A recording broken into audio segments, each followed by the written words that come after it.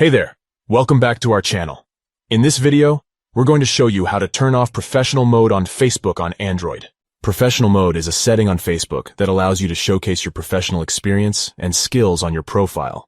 However, if you no longer want to use this feature, turning it off is easy to do.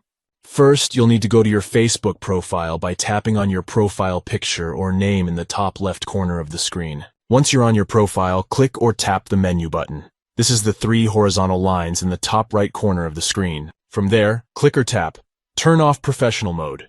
This will disable the professional mode feature on your Facebook profile. And that's it. Turning off professional mode on Facebook is a quick and easy process that anyone can do.